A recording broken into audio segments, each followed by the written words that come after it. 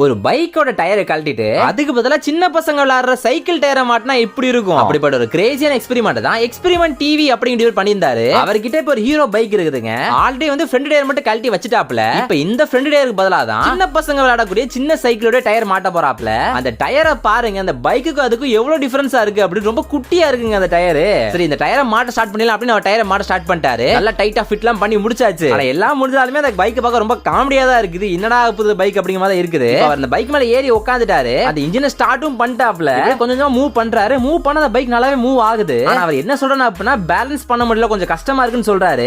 பின்னாடி வர கொஞ்சம் தூக்கிட்டு இருக்குதான். அதுல உட்கார பொசிஷனே கொஞ்சம் வித்தியாசமா இருக்குன்னு சொல்றாப்ல. எல்லாமே நல்லா தான் போயிட்டு இருக்கு, எந்த விதமான ப்ராப்ளம் வரவே இல்ல. ஆனா அவர் சைடு வளைக்கிற மட்டும் கொஞ்சம் ப்ராப்ளம் வர தெரிஞ்சுக்கிட்டாப்ல. அதனால என்ன பண்றான்னு பாத்தீங்க அப்படின்னா, ஒரே இடத்துல திரும்ப திரும்ப ஸ்பீடா சுத்துறாருங்க. அவர் ஸ்பீடா சுத்திக்கிட்டே இருக்காப்ல. ஒரு டைம் அதோட பிரஷர் தாங்க முடியாம அந்த டயர் சல்லி சல்லியா நொறுங்கி போச்சு. அதுக்கப்புறம் தான் அவருக்கு மனசே ஆறிச்சு போல. நிஜமா இது கொஞ்சம் கிரேசியான எக்ஸ்பெரிமெண்ட் தான். நீங்க வீட்டில் ட்ரை பண்ணிடாதீங்க. ஒருத்தருக்கு லைக் பண்ணிட்டு சப்ஸ்கிரைப் பண்ணிட்டு போயிருங்க.